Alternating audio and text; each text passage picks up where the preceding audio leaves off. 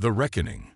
The massive UES Harbinger drifted silently through the debris field, its sleek obsidian hull absorbing what little light reached this forgotten corner of space. Captain Elena Reyes stood on the bridge, her weathered face reflected in the reinforced viewports as she watched her crew work with practiced precision. The ship's systems hummed at minimal power, nothing more than a whisper against the void.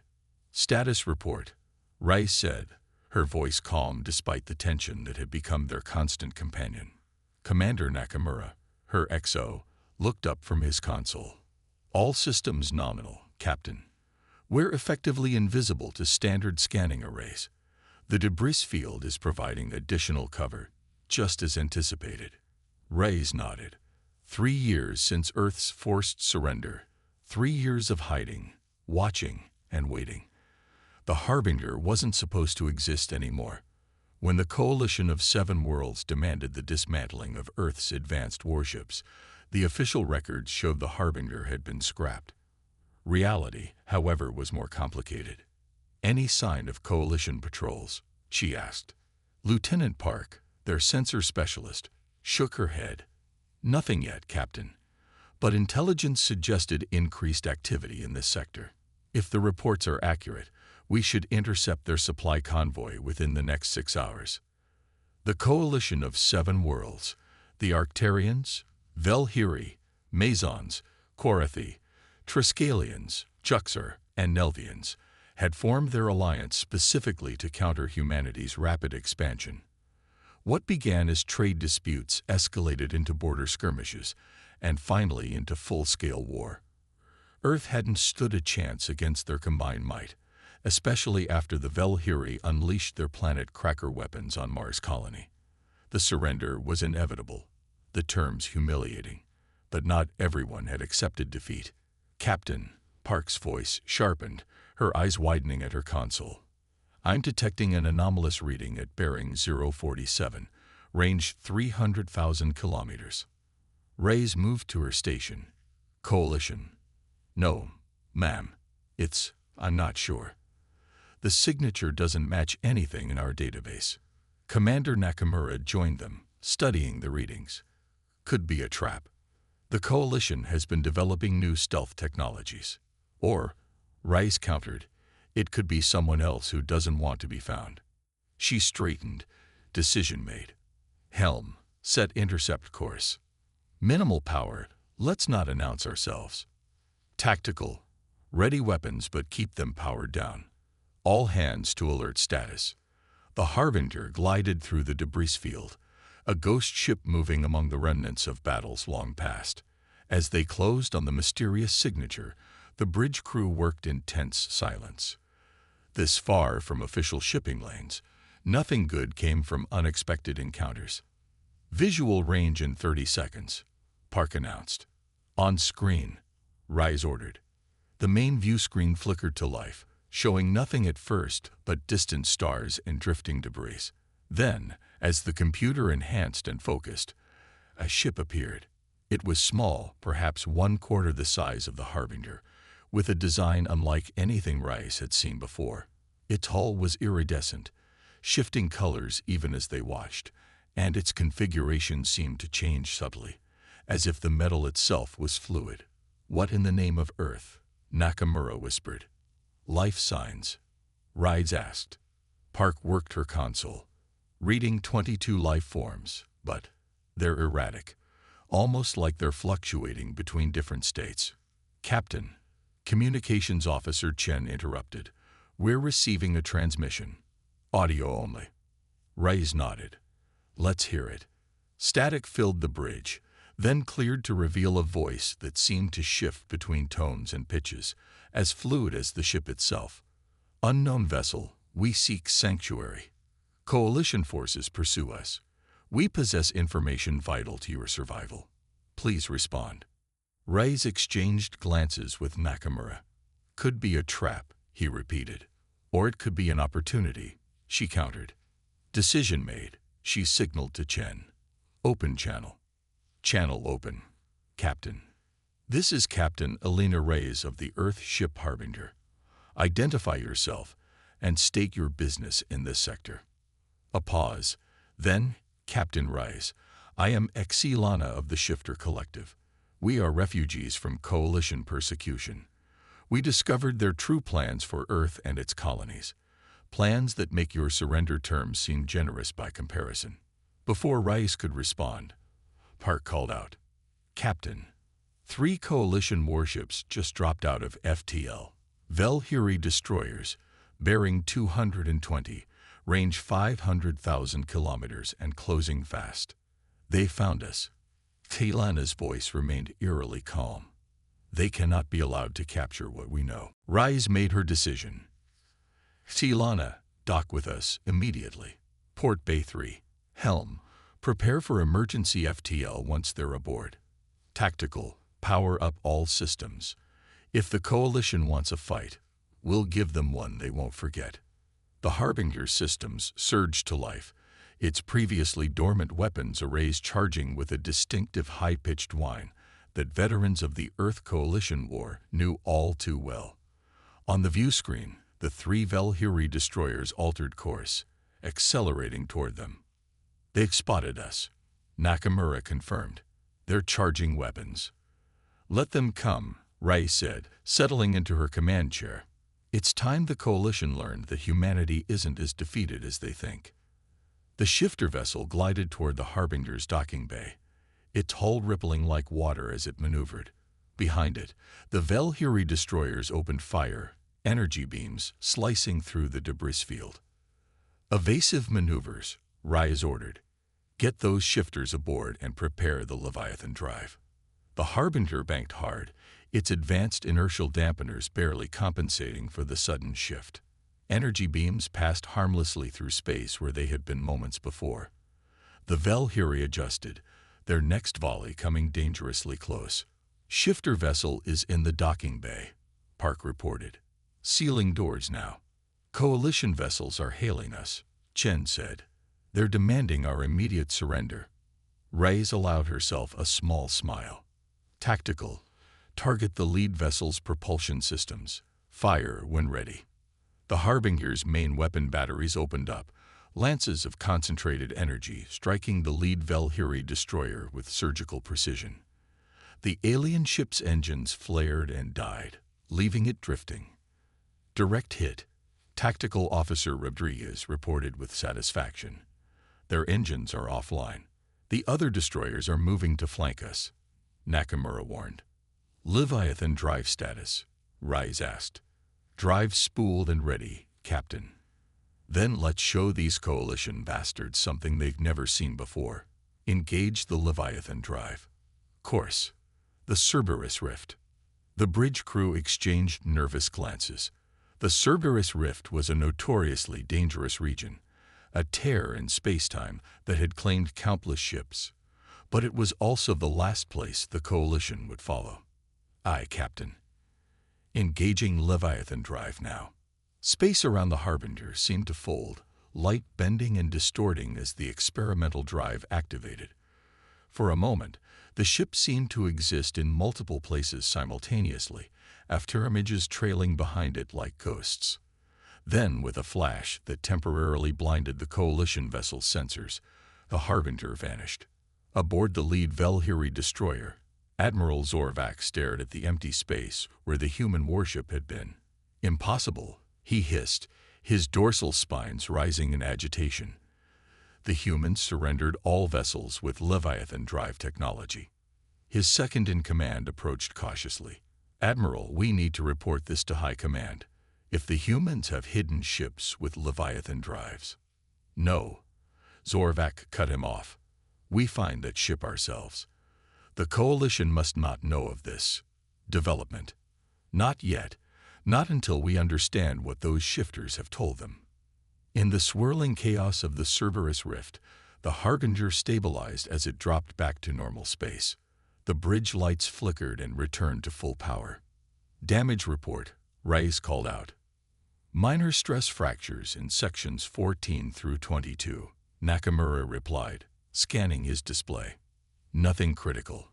The Leviathan drive performed better than expected. Captain, Chen interrupted. Our guests are requesting permission to come to the bridge. Reyes nodded. Granted. I want to know exactly what information was worth the Coalition sending 3 destroyers. Minutes later, the bridge doors opened to reveal Lana. The alien was humanoid in basic shape, but their skin shifted colors like their ship, and their features seemed to flow and change subtly even as they stood before the bridge crew. Captain Reyes. Lana's voice resonated strangely. Thank you for saving us. What we have to show you will change everything you know about the war, about the surrender, and about what the Coalition truly plans for humanity. I'm listening, Reyes said. Lana held out a crystalline data device. This contains proof that the Coalition lied about their weapon capabilities to force Earth's surrender. It also contains their plans for what they call the final human solution. They don't want Earth subjugated, Captain. They want humanity eradicated, and they're building the means to do it even now. The bridge fell silent as Reyes took the device. If this is true, she said slowly, then our mission just changed significantly. It is true, Lana confirmed. And there's more. There are other races within the Coalition who have begun to question the leadership. Groups who would support humanity if given the chance. You are not as alone as you believe, Captain Reyes. Reyes studied the crystalline device in her hand, then looked up at her crew. It seems we have work to do. The Coalition thinks humanity is defeated. It's time we showed them how wrong they are. As the Harbinger drifted within the swirling energies of the Cerberus rift, a new purpose took shape among its crew. They had been hiding, surviving. Now, they would fight back. The war that Earth had surrendered was about to reignite, and the UES Harbinger would lead the charge. The reckoning had begun. The revelation. The holographic display in the Harbinger's strategy room showed a detailed map of Coalition territory, with key military installations highlighted in pulsing red. Captain Reyes and her senior officers stood around it, alongside Lana and 2 other shifters who had introduced themselves as Meridian and Vox. The Coalition's military high command told their people that Earth surrendered because they demonstrated overwhelming force. Lana explained, manipulating the display to show the infamous battle where the Coalition had destroyed Mars' colony. What they didn't reveal was that the planet cracker weapon they used was their only prototype. They couldn't have destroyed another colony even if they wanted to. Commander Nakamura frowned. You're saying Earth surrendered to a bluff? A convincing one, Meridian added, their form shifting slightly as they spoke, as if their emotions affected their physical structure. The destruction of Mars was real enough. But the Coalition doesn't have a fleet of planet crackers as they claimed. They have the one prototype, which burned out after a single use, and the production facility to build more. Reyes leaned forward. And that facility is here. She pointed to a pulsing red dot deep in Valkyrie territory. Yes, Lana confirmed. The Black Forge Station. It's where they're building the weapons for their final human solution. The complete eradication of human presence in the galaxy. The room fell silent as the implications sank in. Why would they go to such extremes? Lieutenant Commander Rodriguez asked finally. Humanity is already defeated, our colonies under their control. Vox's form rippled with what seemed like dark amusement. Fear, Lieutenant Commander. Pure and simple fear. The Coalition species have never encountered a race that adapts as quickly as humans. Your technological advancement in just 3 centuries of space travel alarmed them. They believe that if they allow humanity to survive, you will eventually overcome them. And you? Reyes asked, eyeing the shifters carefully. Why help us? Because we're next, Lana said simply. Our ability to change form makes us unsettling to the dominant Coalition species. Once humanity is gone, they'll need a new enemy to maintain unity among their people. Lieutenant Park, who had been analyzing the data from the crystal device, looked up. Captain, I verified as much of this as possible against our own intelligence. Everything checks out. And there's more. Regular communication patterns between mid-level officials across all 7 Coalition worlds that bypass their official channels. Dissidents, Nakamura asked. Possibly, Park replied. Or at least people questioning the official narrative. Reyes straightened. Decision made. Then we have potential allies. First, we need to contact the resistance on Earth. If we're going to move against the coalition, we need a coordinated effort. The next 3 weeks were a blur of covert operations. The Harbinger, using its Leviathan drive, made brief appearances in coalition space, never staying long enough to be captured, but long enough to make contact with sympathetic elements within the subjugated human colonies and even among coalition species. Each appearance built the legend of the ghost ship that couldn't be caught, the human vessel that refused to accept defeat. Each time, they left behind evidence of the coalition's lies and their genocidal plans. On the bridge, Reyes reviewed their progress. Status of the Earth resistance. Growing stronger daily, Chen reported. The data we've provided has galvanized support. They're waiting for our signal to launch coordinated strikes against coalition occupation forces. And our coalition allies. The Mason delegation has confirmed their support, Nakamura said. Their fleet commanders will stand down when we move. The Juxar remain neutral, but they won't interfere. Reyes nodded. The Masons had always been the most reluctant members of the coalition, drawn in more by economic necessity than genuine belief in the cause. Their support would be critical. Captain, Park interrupted urgently. We're receiving a distress signal. It's from a human frequency, but it's coming from within Velhiri space. On screen, Reyes ordered. The message was fragmented, breaking up with interference, but clear enough. Earth science vessel Galileo. Captured. Beam taken to research facility. Coalition experiments on crew. Please help. Helena, who had become a regular presence on the bridge, stepped forward. I know this facility.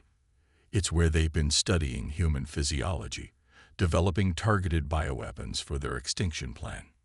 Reyes's expression hardened. Then we can't leave those people there. Plot an intercept course.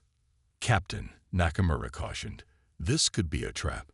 Almost certainly, Reyes agreed. But if there's even a chance those are our people, we go. Besides, she added with a grim smile, it's time we showed the coalition what the Harbinger can really do. The plan was daring, possibly suicidal. The Harbinger would use its Leviathan drive to appear directly within the research facility's secure docking bay. A precision jump that pushed the experimental drive to its limits. A strike team would free the prisoners while the ship's unique defense systems held off the inevitable counterattack. As the Harbinger prepared for the jump, Reyes addressed the strike team. This isn't just about saving those scientists. Every coalition species needs to understand that humanity is not beaten, not forgotten, and certainly not going quietly to extinction. The Leviathan drive engaged, reality folded, and the Harbinger vanished from the Cerberus rift, only to reappear moments later inside the massive docking bay of the Velhiri research facility. Alarms blared instantly as the black warship materialized where it should have been impossible to go. Shields up, Nakamura ordered as the Harbinger settled into position. Deploying strike team now. Led by Lieutenant Commander Rodriguez, the strike team charged down the ramp and into the facility, meeting surprisingly light resistance. Most of the Velhiri personnel were scientists, not soldiers, and they scattered before the determined human attackers. On the bridge, Reyes watched through the team's helmet cameras as they fought their way to the detention level. What they found there stopped them cold. Captain, Rodriguez's voice was tight with controlled rage. You need to see this. The camera feed showed row after row of stasis chambers, each containing a human subject in various stages of dissection or experimentation. Some were clearly dead, others suspended in a state between life and death that seemed cruelly prolonged. Get them all out, Reyes ordered, her voice steady despite the horror. Everyone who can be saved. Captain, Park called out, coalition warships incoming. 5 minutes until they're in weapons range. Reyes turned to Helena. Is there anything else in this facility we should take? Anything that proves their plans? The shifter thought for a moment. The central data core. It will have everything. All their research, their communications with high command, the full extinction plan. Rodriguez, Reyes called over the comm. Change of plans. Get our people out and head for the central data core. We're taking everything. As the strike team divided to accomplish their new objectives, the first coalition ships appeared on sensors. They're hailing us, Chen reported. Ignore them, Reyes ordered. Tactical. Target their weapons systems only. I want them disabled, not destroyed. The Harbinger's weapons opened up, precise shots disabling the Lid coalition vessels before they could properly bring their own weapons to bear. It was a demonstration of surgical precision that left the coalition commanders stunned. Strike team is returning with survivors and the data core, Nakamura reported. 30 seconds to boarding completion. More coalition ships dropping out of FTL, Park warned. At least 15 vessels, including what appears to be a command carrier. On the main view screen, a massive coalition vessel appeared, dwarfing its escorts. Emblazoned on its hull was the personal insignia of Supreme Commander Thorvos, the architect of the coalition's victory over Earth. Now they're sending their big guns, Reyes muttered. Strike team status. All aboard, Captain. 17 survivors recovered, plus complete data download. Seal the bay doors. Prepare for Leviathan jump. Reyes studied the approaching command carrier, then made a decision. Before we go, let's leave them a message. Target their communications array. One shot. Precision strike. Rodriguez complied, and a single energy beam lanced out from the Harbinger, slicing through the command carrier's massive communications dish with surgical precision. Now they can't immediately report what we've taken, Reyes explained. Engage Leviathan drive. Let's go home. As the Harbinger prepared to jump, the command carrier launched a barrage of missiles. Most missed as reality distorted around the human vessel, but one struck just as the jump sequence completed. The ship shuddered violently as it vanished from normal space. When they reappeared in the Cerberus rift, damage alarms were blaring across the bridge. Leviathan dry status. Reyes demanded. Offline. Engineer Chief Patul reported grimly. That last hit damaged the containment field. We can't jump again until it's repaired. Reyes absorbed this news. How long? At least 48 hours, Captain. And that's if everything goes perfectly. Before Reyes could respond, the ship's doctor called up from medical. Captain, you need to see this. It's about the survivors we rescued. In the medical bay, Dr. Hassan stood over a stasis pod containing one of the rescued scientists. They've been genetically modified, Captain. All of them. The coalition wasn't just studying humans. They were changing them, creating human-derived bioweapons. Reyes stared at the unconscious scientist, noting the subtle differences, slightly altered bone structure, unusual skin coloration. Can you reverse it? I don't know, Hassan admitted, but that's not all. Before we sedated him, this one was lucid enough to talk. He said they weren't captured. They defected. Defected? To the coalition. To warn them. Apparently, Earth wasn't as compliant as the coalition thought. These scientists claimed that before the surrender, Earth was developing its own superweapon, something called Lazarus Protocol. Reyes frowned. I've never heard of it. According to him, almost no one has. It was developed by a Black Ops division that answered directly to Earth High Command. He says the coalition's extinction plan isn't without cause. They believe Earth is planning to unleash Lazarus against them first. As Reyes digested this disturbing information, Nakamura's voice came over the comm. Captain to the bridge immediately. We're picking up a massive energy signature approaching the rift. It's the coalition command carrier. Reyes rushed back to the bridge. How did they find us so quickly? Park looked up from her console, face pale. Captain, I've analyzed that missile that hit us.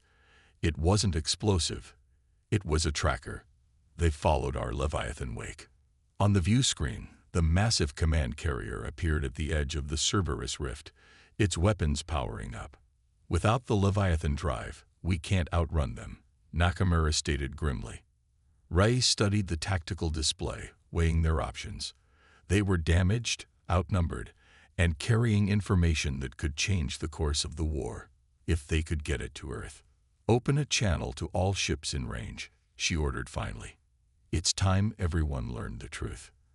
As Chen complied, Reyes turned to the view screen, facing not just the coalition forces, but potentially sympathetic ears throughout nearby space.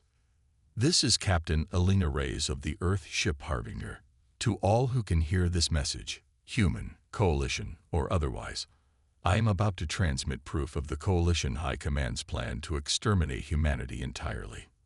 She nodded to Chen, who began broadcasting the data they'd stolen from the research facility. "But I have also learned today that Earth may not be innocent in this escalation.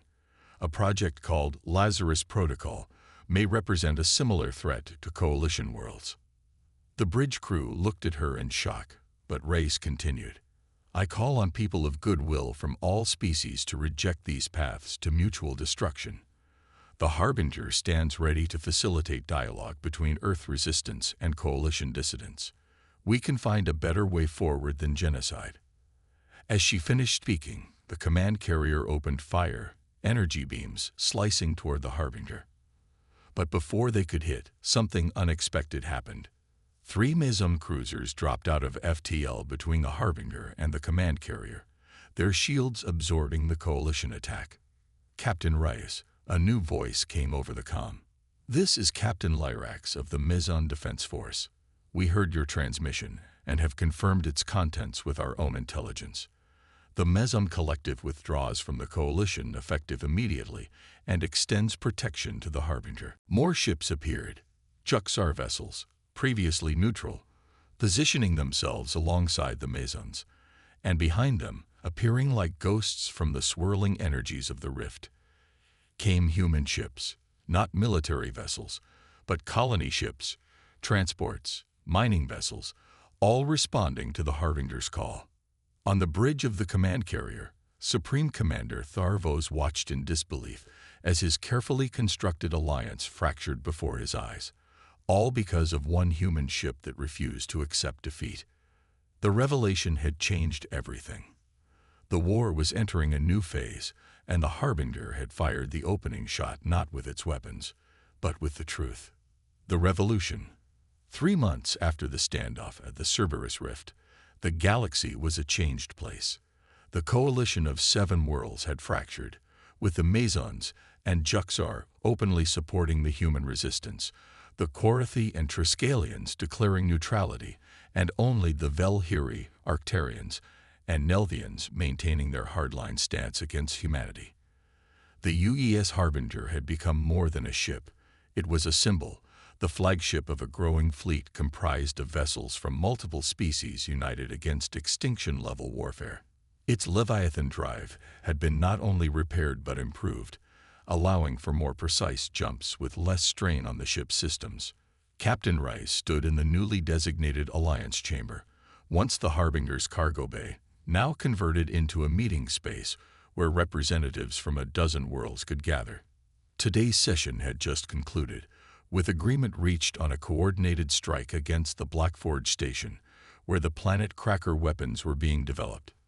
"You've accomplished more in 3 months than most diplomats do in a lifetime," T-Len observed as the representatives filed out. Ray shook her head. "Not me. The truth did this. People across the galaxy, regardless of species, generally don't want to participate in genocide.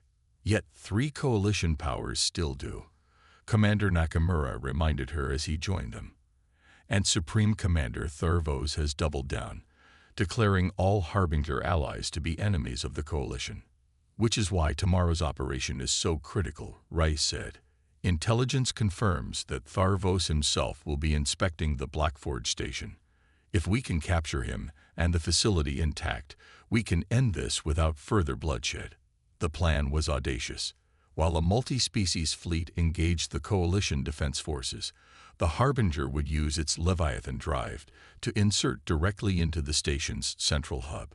Strike teams would secure the facility while Reyes and a diplomatic contingent confronted Tharvos with the evidence of both Coalition and Earth atrocities. But plans rarely survive contact with the enemy. The Harbinger materialized inside Blackforge Station's main hangar to find it suspiciously empty of defensive forces. As the strike teams deployed, they met minimal resistance. "I don't like this," Rodriguez muttered over the comm as his team secured the power core. "There should be more security for their most valuable military asset." "Agreed," Reyes replied from the bridge. "Stay alert. Park, what are you getting on scans?" Lieutenant Park frowned at her console.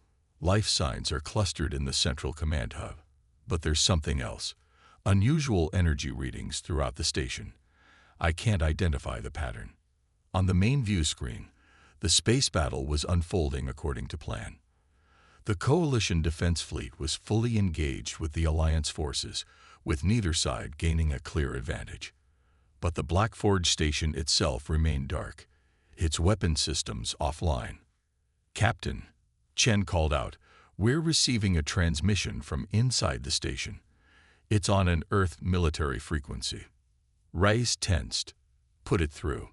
The voice that came over the speakers was calm, measured, and chillingly familiar to Reyes. "Captain Elena Reyes, welcome to Blackforge. I've been expecting you."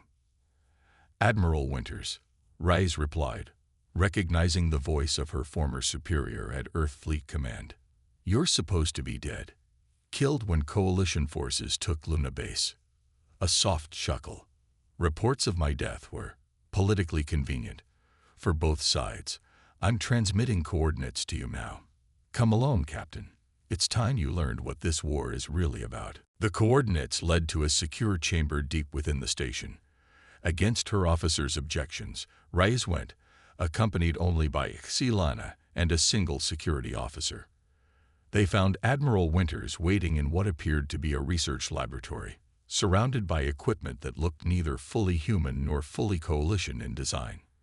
"You're working with them," Reyes said, the betrayal hitting her like a physical blow. Winters had been her mentor, the strategist behind Earth's most successful defensive actions during the war. "Working with?" "No." Winters gestured around the lab. "This is the heart of the Lazarus Protocol, Captain. Not a weapon as your defectors believed, but something far more significant." He activated a holographic display showing a complex molecular structure. "The Coalition species share a common genetic marker. Did you know that? It suggests they evolved from seeded stock, planted by some precursor race millions of years ago. Humanity has no such marker. We are unique in this galaxy." "What does this have to do with the war?" Reyes demanded. "Everything. When we first encountered the Velhiri, our scientists discovered something remarkable. Human DNA can be modified to interface with their technology in ways they themselves cannot achieve. It terrified them.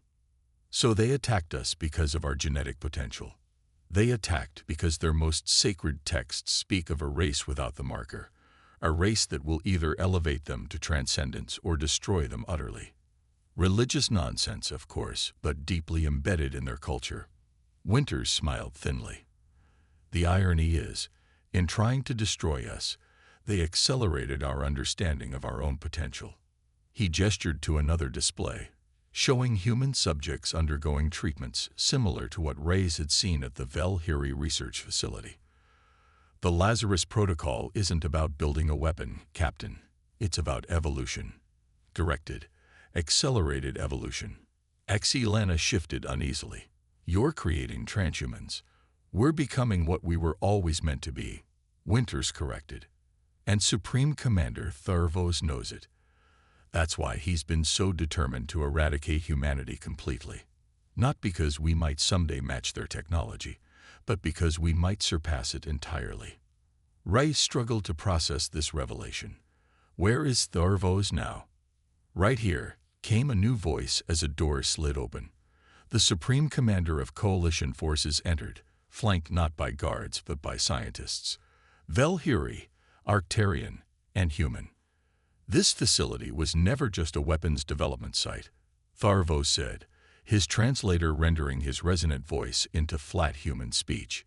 It is where we have been studying the potential convergence of our species. Rais looked between Winters and Tharvos in confusion. You're working together, while your forces kill each other across the galaxy. A regrettable necessity, Winters said. The political structures on both sides are too entrenched in their positions. They would never accept the truth that humanity and the coalition species are meant to merge, not destroy each other. The war provided cover for our research, Tharvos added. And your harbinger, Captain Rais, provided the final catalyst we needed. Your ship's Leviathan drive was the first successful integration of coalition theoretical physics with human engineering intuition. It proved our hypothesis. Rais felt sick. How many have died for your hypothesis? Mars colony. The billions suffering under occupation. Winters at least had the decency to look troubled. Too many. But the stakes are higher than one war, Captain. We've detected signals from deep space. Another race is coming, one that makes the Coalition-Earth conflict look like a bar brawl. Without the advancements we've developed here, none of our civilizations will survive their arrival. Before Rais could respond, her comm unit crackled. Captain. It was Nakamura's voice, urgent. Coalition reinforcements are arriving. Massive fleet, at least 50 capital ships. Our forces are requesting permission to disengage. Simultaneously, alarms began blaring throughout the station. Tharvos moved to a console, his expression darkening. This is not the coalition fleet. These ships match no known configuration. On the console display, strange vessels appeared, organic-looking, with configurations that seemed to defy conventional shipbuilding logic. They moved with impossible speed, ignoring the Alliance and Coalition ships alike as they headed directly for the Blackforge station. They're here, Winters whispered. Sooner than we predicted. Who? Rais demanded. The Harvesters. Tharvos answered grimly. The precursors who seeded my people's worlds. They returned periodically to collect the results of their evolutionary experiments and destroy anything they consider a failed line, Winters added. Like humanity, which developed outside their parameters. The station shuddered as the first impacts hit its outer defenses. Rais made her decision instantly. Nakamura, recall all strike teams to the Harbinger immediately. Prepare for emergency evacuation of the station. She turned to Winters and Tharvos. I don't care about your secret projects or ancient aliens right now. There are thousands of people on this station. How do we get them to safety?